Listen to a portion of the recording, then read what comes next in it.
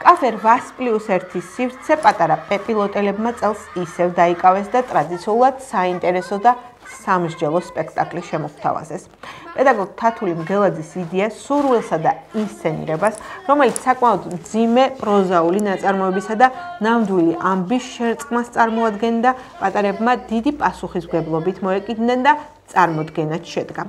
სცენაზე ჩვენს თვალწინ ნოდარ დუმბაძის სისხლი და დედა და ნამდვილი სინგაპურული ამბავი გაცოცხლდა, რომელსაც მწერალი ნოდარ უმომჯარია და იურისტი ბერდია ჩიგოგიძე მოგვიყვნენ. ამოსავალი ქარგა წარმოდგენისა ადამიანური ურთიერთობები იყო, დედაშვილური, რომელშიც ზოგი იჭრება, ზოგი კი უმციკლოდ გადის.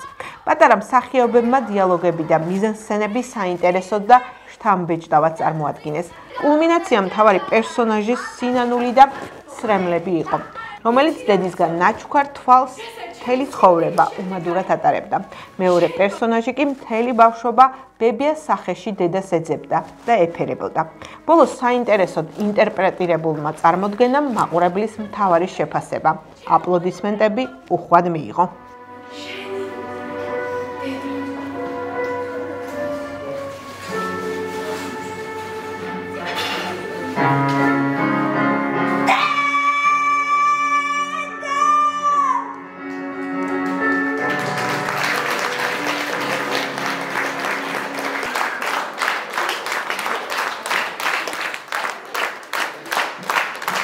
აგარ ჩვენ 5 წელია მოვდივართ ერთად.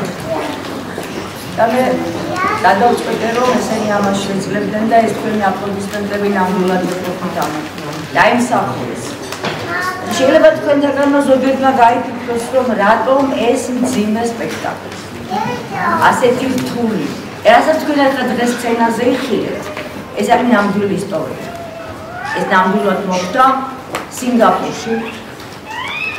შემთხვევით ჩამივარდა მე ხელში ეს ძალიან პატარა ინფორმაცია, ეს კიდევ 10 წლის უკან და ძალიან მინდოდა ამ სპექტაკლის დადგმა. მაგრამ ძალიან მწირი ინფორმაცია მქონდა და ვერაფრით ვერ მოვერგე, როგორ დამეწყო, რა გამეკეთებინა და ისევ ჩემმა უსაყვარლესმა და არაჩვეულებრივმა მწერალმა ნოდარ დუმბაძემ იშველა თავისი ორი პატარა მოთხრობით, ეს იყო სისხლი და დედა. და როცა ესენი კვლავ წავიკითხე, მე უკვე მივხვდი, რაც უნდა გამეკეთებინა. და ასე შეიქმნა ეს ისტორია, ეს ბატონი ნოდარი, ბატონი ბედია, რომელიც ჩამოიყვანეს სინგაპურიდან ჩოხატაუში, შევახვედრე ერთმანეთს, ცოტა გზა გამოიარა და თავიანთ ისტორიას უყვება ერთმანეთს. რა თქმა უნდა, ძალიან მძიმეა ქალბატონი ეფერის განაჩენი, ის უარყო შვილმა. სწორედ გადავწყვიტე, აი ამ ასაკიდან უნდა იცოდნენ ამ ბავშვებმა ეს უდიდესი ადამიანური ღირებულება რა არის. აი ამ ადამიანების სახელი, ვისაც ფიზიკური ნაკლია, მე მინდა მოგმართოთ ყველა თქვენთაგან შემოძოთ ასე. შეგვიყვარეთ და მიგვიღეთ ისეთი, როგორიც ვართ. ძალიან მეშინოდა გამოსაცდელში, მაგრამ ყველაფერი დავძლიე ჩემი მასწავლებლის და ჩემი მეგობრების დახმარებით. ძალიან მომეწონა ეს სპექტაკლი. მე მგონდა ბედია ჩიგოგიძეს როლი. ძალიან კარგი როლი იყო და მთავარი ამ სპექტაკლისთვის. ჩემი გმირი მიყვებოდა, უნდა გიყვარდეს ადამიანი. უნდა გიყვარდეს შენი დედა, შენი ბიძაშვილები, მეგობრები და ვინც არ მოგწონს. ცოდოა მაგი ადამიანი. მე დღეს ვიყავი პატარა ნოდარი, ჩემი აზრით ეს იყო ძალიან საპასუხისმგებლო როლი, ასე ვთქვათ. თლიანობაში ძალიან კარგი სპექტაკლი იყო და დიდი შთაბეჭდილება მოახდინა ჩემზე.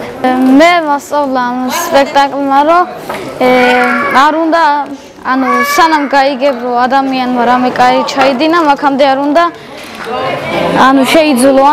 ძალიან მომეწონა ეს სპექტაკლი. მიხარია რომ კარგად ჩაიარა ეს სპექტაკლი. ყველა ტექსტი ვიცოდი ზეპირად. და მაყურებელმა როგორ მიიღო, როგორ მიიღო? სევდიანი სახე მიიღო, იმიტომ რომ ბოლოს რო ვიძახის და ეს უკვე სასაცილო არ იყო. ამ სპექტაკლმა მე მასწავლა რომ უნდა შევიყავთ ადამიანები ისეთი როგორც არიან. არ აქვს გარეგნობას მნიშვნელობა. თავარი არის როგორი ადამიანი არის ის შინაგანად.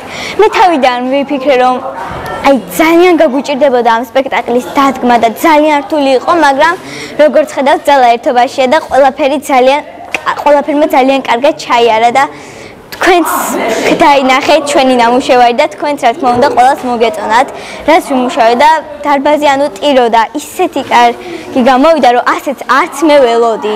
ამ სპექტაკლის მთავარი აზრი იყო, რომ შეიყვარო ადამიანი ისეთი, როგორიც არის და მას ხელი არ უნდა კრა, არ აქვს მნიშვნელობა, როგორი გარეგნობისაა ის, როგორ გამოიყურება, მთავარია შინაგანად როგორია ადამიანი. მეც მეგონა, რომ ძალიან გაგვიჭირდებოდა თავიდან ამ სპექტაკლის დადგმა, მაგრამ ბოლოს ყველაფერი შევძელით.